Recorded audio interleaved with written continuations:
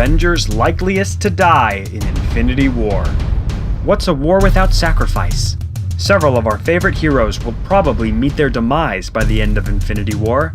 The who dies question has perhaps been asked more than any other leading up to the Avengers' third movie. Some characters seem safe. MCU newbies like Spider-Man are just getting started. Same goes for the heroes of Wakanda, T'Challa, Shuri, and Okoye. Even Bucky Barnes might be destined for greater things in future MCU installments, given his longevity within the series. Still, that leaves the fate of plenty of MCU favorites in the balance. So from safest to start saying your goodbyes, let's take a look at who might or might not make it out of Infinity War alive. Fine. I'll do it myself.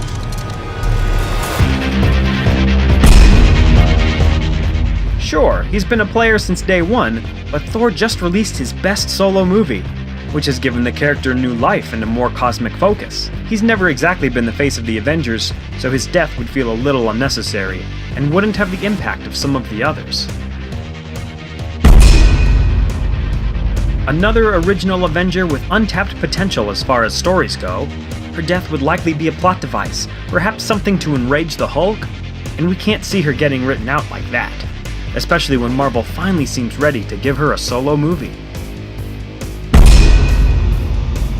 Sam Wilson may be an underrated Avenger, but he still is an active member and makes for a solid support of his pal Steve Rogers. Hawkeye's death was teased a bunch in Age of Ultron, but it was ultimately a ruse as Quicksilver took his spot, and we can't see them revisiting that angle in Infinity War. Considering his lack of presence in trailers or promos, we aren't expecting much of Hawkeye in the movie in any capacity, including his death. We're going to assume that Bruce Banner is safe until at least Avengers 4. Part of that is based off of comments made by Marvel President Kevin Feige, and part of that is based off the fact that Mark Ruffalo has still never had a standalone Hulk flick. We might never get one, but given the character's storied history within the comic books, it seems a bit premature to pull the rug out this soon. The Masters of Magic just got their wheels turning, and without them, there isn't anyone to connect the whole sorcerer element.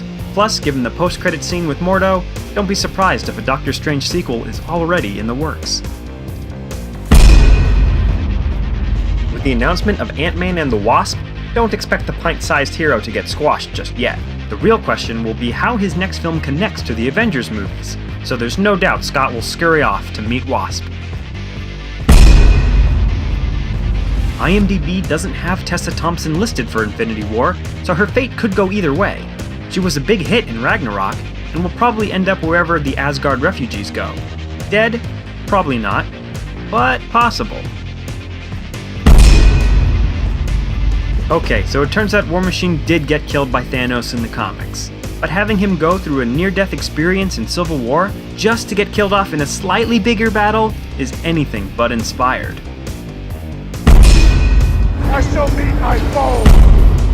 Guardians of the Galaxy Volume 3 is definitely happening, so it seems safe to assume that most of the Guardians survive the Infinity War.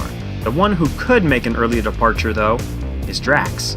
Driven by a blinding revenge to personally kill Thanos, the Destroyer likely won't have his own safety in mind.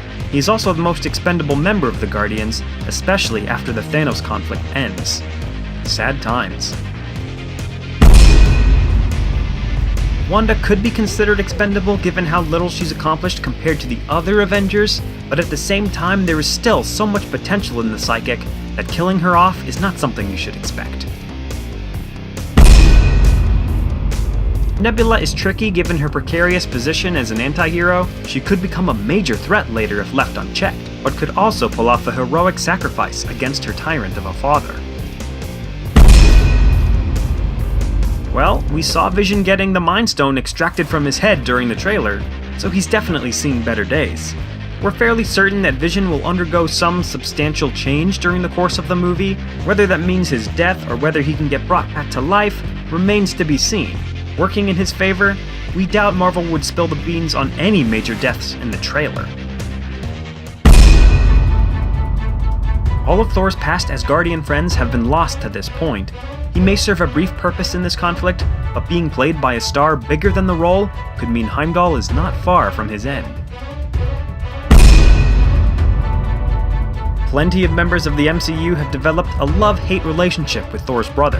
With that said, it's hard to imagine Loki, appearing in his 6th MCU movie, developing any further. We firmly expect everyone's frenemy to meet his demise, but will he go out a hero, standing up to Thanos, or will he die trying to take power for his own ends? Chris Evans has confirmed that Avengers 4 is his last Marvel movie, so it's hard to say if he dies in Infinity War or the sequel. But after all Cap has been through, from World War II to Captain America Civil War, dying to save the entire universe would feel like a fitting heroic end. Robert Downey Jr. started this craze with Iron Man, but it's hard to imagine Tony Stark riding happily into the sunset. He tried that at the end of Iron Man 3, but conflict kept pulling him back into his walking weapon. After 10 years in the role, Robert Downey Jr. might be ready to move on, and the best way to do that might be to give Iron Man a definitive ending.